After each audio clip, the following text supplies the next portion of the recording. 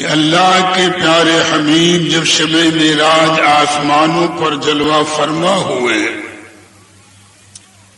تو بڑے درجے کے جو 4 فرشتے ہیں، حضرت جبریل علیہ السلام، حضرت اسرافیل، حضرت میکائیل، حضرت عزرائیل، یہ حکم ربی سے آپ کی بارگاہ میں حاضر ہوئے اور وہ 4 مسائل جن میں یہ فرشتے 4000 سال سے آپس میں بحث کر رہے تھے، ان 4 مسائل کو اللہ کے حبیب کی بارگاہ میں پیش کیا۔ اور وہ 4 مسئلے کیا ہیں؟ کفارات، درجات، منجیات، مہلکات، یعنی یہ 4 مسئلے۔ کفارات کا مطلب یہ ہوتا ہے کہ وہ کون سے کام ہیں جن کے کرنے سے پروردگار عالم اپنے بندوں کے گناہ معاف فرماتا ہے اور ان کی مغفرت کر دیتا ہے۔ ایسے کاموں کو کفارات کہتے ہیں۔ درجات کا مطلب یہ ہوتا ہے کہ بندہ وہ کام کرے، یعنی وہ نیکیاں کرے کہ جن کی وجہ سے اللہ تعالی اپنے بندے کے درجوں میں بلندی عطا فرمائے۔ اور منجیات کا مطلب یہ ہوتا ہے کہ بندہ وہ کام کرے کہ جن کاموں کے کرنے سے رب تبارک و تعالی اسے نجات، مغفرت اور بخشش عطا فرمائے۔ اور مہلکات ان کاموں کو کہتے ہیں کہ جن کاموں کے کرنے سے بندے پر عذاب نازل ہوتا ہے اور بندہ جہنم کا مستحق ہوتا ہے۔ یہ 4 مسئلے تھے، کفارات، درجات، منجیات، مہلکات۔ ان 4 مسئلوں میں حدیث پاک کی روایت کے مطابق یہ بڑے درجے کے 4 فرشتے 1-2 سال سے نہیں بلکہ 4000 سال سے بحث کر رہے تھے، مگر طے نہیں کر پا رہے تھے کہ مہلکات کسے کہتے ہیں، درجات کسے کہتے ہیں، منجیات کسے کہتے ہیں اور کفارات کسے کہتے ہیں۔ کہ جب اللہ کے پیارے حبیب معراج کی رات آسمانوں پر جلوہ فرما ہوئے تو حکم ربی ہوا کہ اے فرشتوں، میرے محبوب کی بارگاہ میں جاؤ اور وہ تمہارے ان 4 مسئلوں کو حل کر دیں گے اور تمہاری 4000 سال کی بحث کا خاتمہ ہوگا۔ فرشتے حاضر ہوئے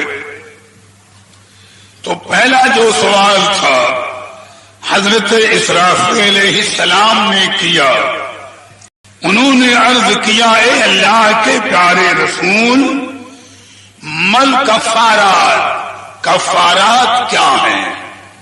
یعنی کفارات کا مطلب یہ ہوا کہ وہ کون سے کام، وہ کون سی نیکیاں ہیں کہ جن کے کرنے سے اللہ تبارک و تعالی اپنے مومن بندوں کے گناہوں کو معاف فرما دیتا ہے، ان کی گناہوں کی بخشش فرما دیتا ہے۔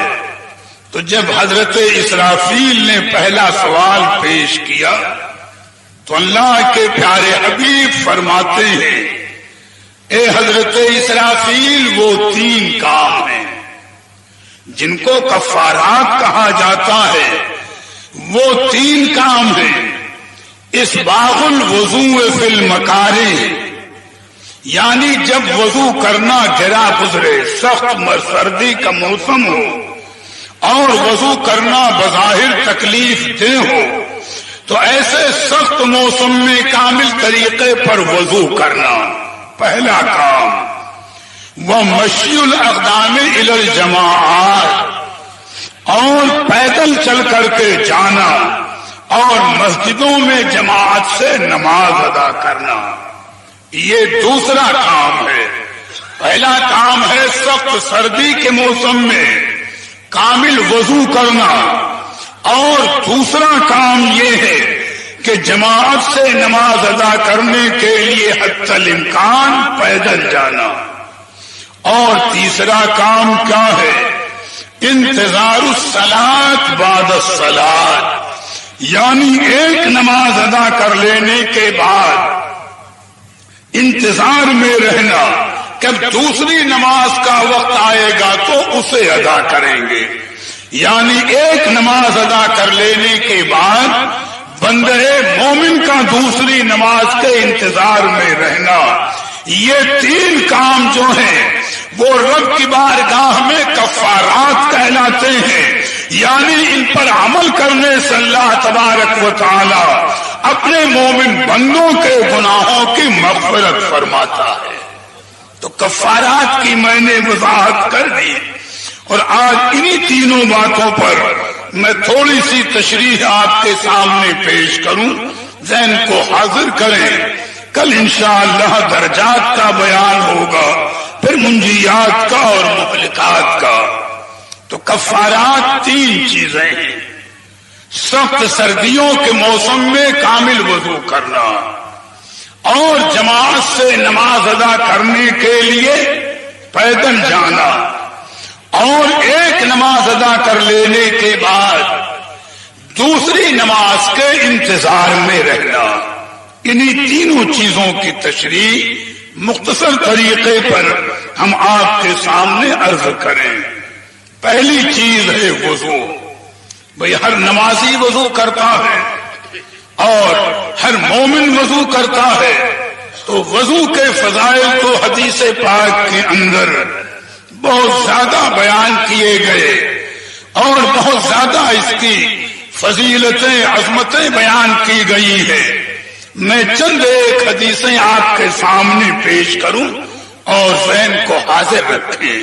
اللہ تعالی آپ کو اور ہمیں کامل طریقے پر طہارت کی، وضو کی توفیق عطا فرمائے، چونکہ یہ بڑی نعمت اور بڑی چیز ہے کہ اگر وضو ہی کامل نہیں تو نمازیں ادا ہوں گی ہی نہیں۔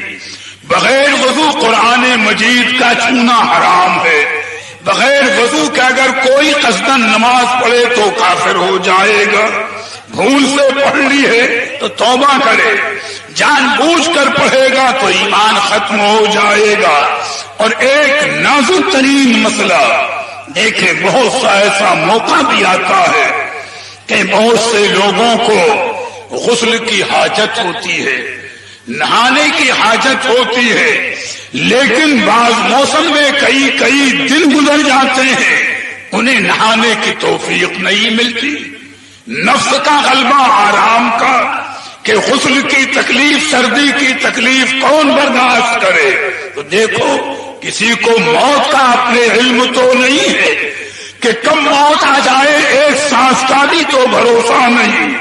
تو حدیث پاک میں آیا، اللہ کے حبیب نے فرمایا کہ جس عالم میں جس کی روح نکلے گی، اسی عالم میں قیامت میں اس کا حساب بھی لیا جائے گا۔ تو آپ سوچو، اگر بے طہارت ناپاکی کی حالت میں روح نکل رہی ہے تو کل میدان قیامت میں حساب دینے کی کیفیت کتنی سخت اور کتنی خطرناک ہوگی۔ اللہ توفیق عطا فرمائے طہارت اور پاکیزگی کی۔ اور سب سے بڑا خطرہ یہ ہے، بات آ گئی سمجھانے کے لیے ذہن میں بات رکھیں کہ اللہ کے پیارے حبیب نے ارشاد فرمایا کہ اگر کسی گھر میں کسی جاندار کی تصویر ہوگی، یہ ایک اہم بات ہے، آج عام بلا ہے، شاید کوئی گھر ان تصویروں اور فوٹوؤں سے خالی ہو۔ ٹھیک ہے، آج آپ کے نفس کا تقاضا ہے، دولت ہے آپ کے پاس، نفسانیت ہے، آرام طلبی ہے، فیشن ہے، لیکن جب موت گلا دبائے گی اور آخرت سے حجاب اٹھے گا عالم سے، تو اس وقت پتہ چلے گا کہ ہماری نفسانیت نے کہاں پہنچایا۔ سرکار فرماتے ہیں کہ تین چیزیں ایسی ہیں کہ اگر کسی گھر میں کسی جاندار کا فوٹو لگا ہوا ہے، جاندار کی تصویر ہے، چاہے انسان کی، جانور کی، جاندار کی تصویر ہے، تو اس گھر میں رحمت کے فرشتے داخل نہیں ہوتے۔ اور فرمایا جس گھر میں کتا رہتا ہے اس گھر میں بھی رحمت کے فرشتے داخل نہیں ہوتے۔